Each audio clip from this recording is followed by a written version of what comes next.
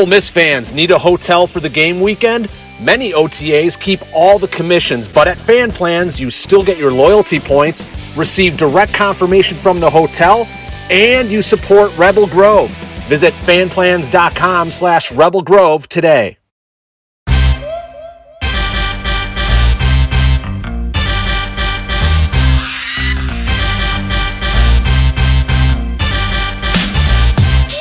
Welcome into another edition of the Troy Brown Show, presented by Comer Heating and Air, Southern Air Conditioning and Heating.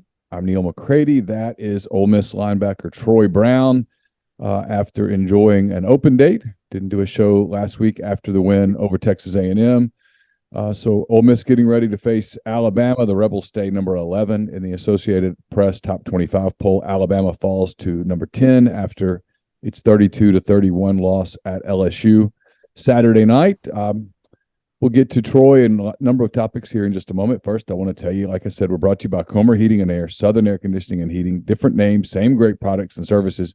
It's warm out today as Troy and I tape this, kind of muggy a little bit. The temperature on Saturday when Ole Miss plays is a high of 51, the low in the low 30s on Saturday night. In other words, you might be cranking up that heater at some point soon, and you want to make sure that it's ready to roll. So get in touch with the people at Comer, get in touch with the people at Southern, and make sure that your heating system is safe to turn on, is ready to turn on, and is ready to keep you warm as the cold weather gets here. Again, in Oxford, Tupelo, it's Comer, 662-801-1777. If you live in Hernando, Memphis, DeSoto County, those areas, get in touch with the people at Southern, 662-429-4429. Troy, how are you? I'm doing good. How about you? I'm good. Last few weeks, obviously, you've been nursing injuries, playing through a lot of pain. I know you were excited to get a win in Texas A&M, and then probably almost as excited to follow that up with an open date, getting a chance to kind of exhale a little bit. How are you feeling? How's your body feeling as you get ready to hit this final 3 games of the season? It feels like a big weight has been lifted off my body. Definitely getting my legs back the last week. I'm trying to nurse some small injuries just so I can come back and finish the season as healthy and as strong as possible. So that's just what I've been focusing on. You'd said at one point, like a couple of Sundays ago, you were just in agony. I mean, it was hard to get through this interview. It was hard to go lift and all of those things. Would you say what percentage healthier are you today than maybe you were, I don't know, the Sunday after the LSU game where I think you'd kind of had a setback a little bit? I would give it like times 3, man. I've just been stretching, icing, doing as much as possible, and then doing what's most important is sleep. I haven't been in no coach's face all day, so I've just been in my room sleeping and chilling with my dog, man. So it's been cool, but now I'm really ready to get back to work. It makes me anxious to be away from kind of football for, I guess, it's only been 2.5 days, but felt like a week, Yeah, so a lot of guys went home, did different things. I know probably with you dealing with the injuries and such and it being so far away, you probably just decided to hang out here and just, like you said, rest and take care of your body. Did you watch a lot of football on TV? Yeah, and I watched a heartbreaker for us, the LSU win, but I just tried to study in-game things and what they were doing good to beat Alabama. But at the same time, I wanted Alabama to win. But it is what it is. We gotta finish off strong, and we'll see how things go.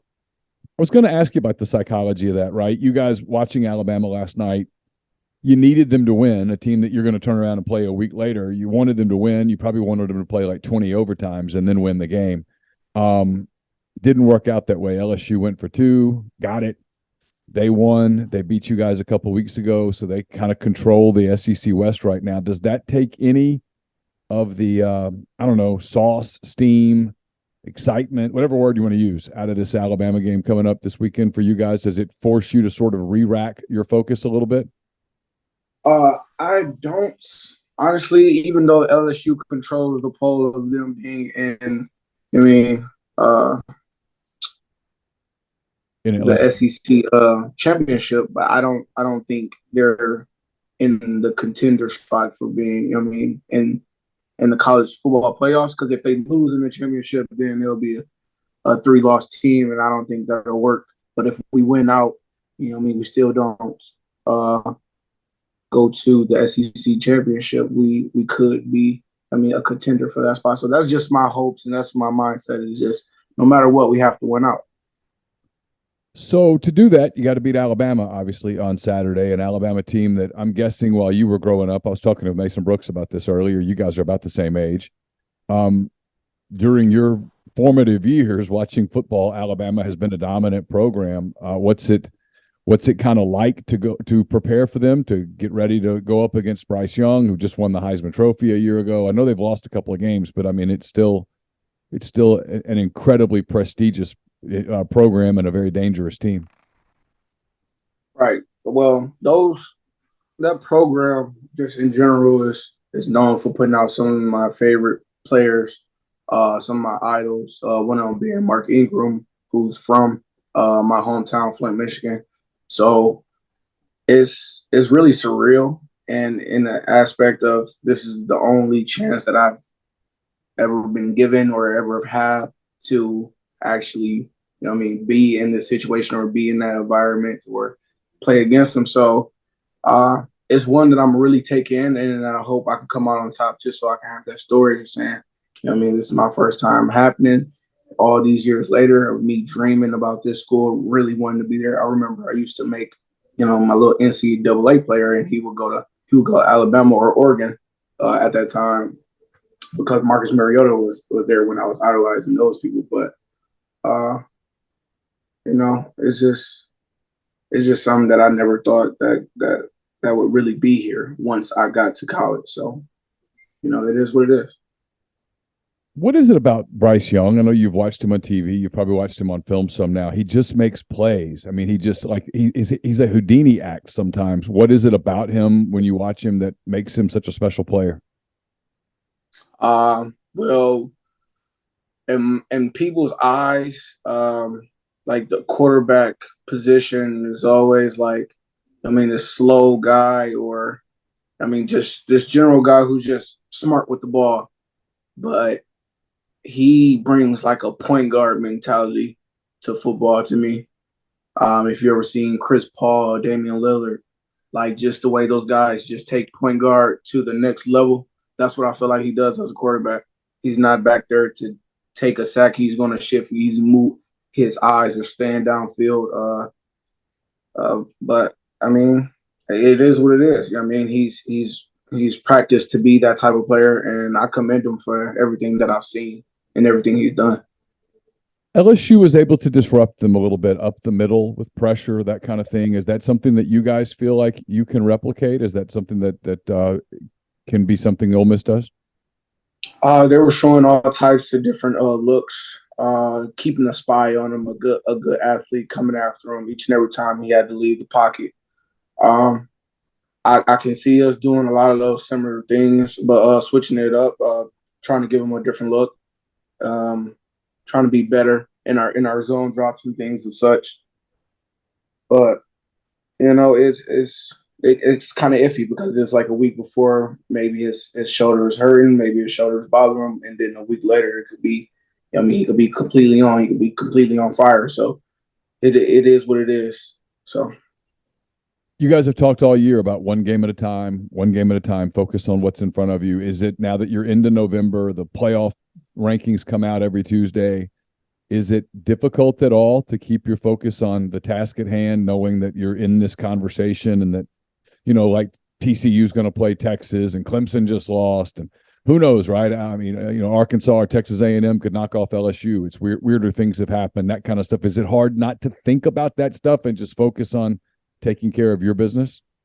It really is hard because, like I said, I was watching the whole game, dreading, hoping that Alabama would win. So it's just like you're looking on the outside and just you're depending on other people when you have a loss, So at the same time, you have to come back and you got to take care of your business. You can't focus on what everybody else has to do. You can't depend on what they could do or what they've done in the past, you can control what you can control, which is us playing this game and trying to come out on top. As a player, how much would you like a 12-team playoff? I mean, guys, the fans love it. Fans love the idea of it, right? The media loves the idea of a playoff because we love playoffs in our country, right? But as a player who would have to play in those extra games with your professional future not too terribly far down the line, right? How much have you given that any thought? Like, because you would be on a team that would be in the playoffs right now. You would be playing – I don't know. I'll wait for Tuesday to come out, but let's just say that the numbers are right and you guys were 11th. You would play the team that was, I guess, 6th, whoever that is. You'd go to their place. And if you won, you'd play in a bowl game the next week against the 3rd team. And then if you won that, you'd play again. And if you won that, you'd play another game for the championship. And that's 4 physical additional football games. As a guy who plays an incredibly physical position, how would you feel about a playoff? A playoff will be, you know what I mean, smart, I believe. I think it's needed, especially with, I mean, how football is going. And I mean, like, everybody likes March Madness, but it's kind of like it's too long, you know. But I just feel like not 12, 10 maybe. Maybe just the first 8, 2 teams make it 3 rounds. Right. First 2 get a bye. You know, the ones that's contending for the it'll be 2 teams play each other, and then the winner of those 2 will play each other to get into. Oh no, that one makes sense. But anyways, I just think it's 12 might be too many. Okay, 12 is too many. All right. With Alabama, obviously they've got Gibbs, they've got Young. They haven't had the success throwing the football this year that they've had in the past. But is it just basically you got to take the running away from them, and you can't let them beat you on the ground? Is that the key to making it a football game? Their deep threats isn't the same that they have been over the years. So when you take away somebody that is explosive as, you know what I mean, Jahmyr Gibbs, he's, you know what I mean, used both in the pass game and in the run game. So just trying to limit him as a player in general will kind of help us, you know what I mean, bundle them up. And then you just got to get Bryce Young to be a little flustered, and then I feel like we'll be in the game. All right, you got last week. You also got hot in your MAC picks. You went 2-0. Just had 2 games last week. You got both. I went 1-1. So you picked up a game on me. You're now 3 games behind me in the standings. So we got 3 Tuesday games in the MAC, 3 Wednesday games in the MAC. You played in some of these games. What's it like to play on a Tuesday night, on a Wednesday night when nobody else is playing on those nights, and you know the country's watching because we like football? I mean, it's different when you're preparing for it, but it's fun to know, you know, like it's fun to know, like, all right, everybody, you're the only football that's on, and nothing else to watch. We watching you. We trying to tune into what's going on in the MAC. So it's just, I mean, it's exciting. You know, there's nothing other than action.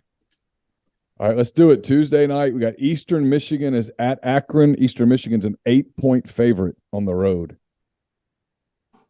I'm going to take Eastern. Yeah, I am too. Akron sucks. They've beat me. All right, we got a close game here. Ohio, the Bobcats, a 1-point favorite at Miami against the Redhawks. I'm gonna go Miami here at home against Ohio. I'm going to go Ohio. All right, got another big line. Toledo is at home, giving 12 points to Ball State on the last Tuesday night game of the week. Toledo at home, -12. You're going Toledo? Yeah, I am too. All right, we'll go to the Wednesday games. By the way, will you get a chance to watch? This is Wednesday. Your team's playing on Wednesday night. Never mind. Northern Illinois -1 at Western Michigan. Northern Illinois -1 at Western Michigan. I'm going Broncos here. I'm going Northern Illinois. All right.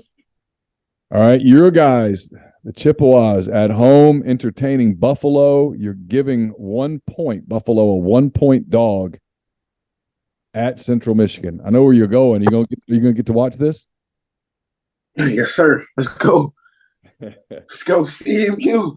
All right, I will take Buffalo just for the adversarial portion of the show. We'll have a little fun with it.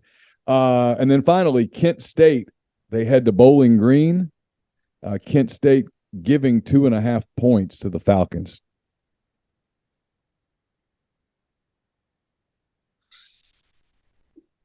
I'm gonna take Kent State here and lay the points.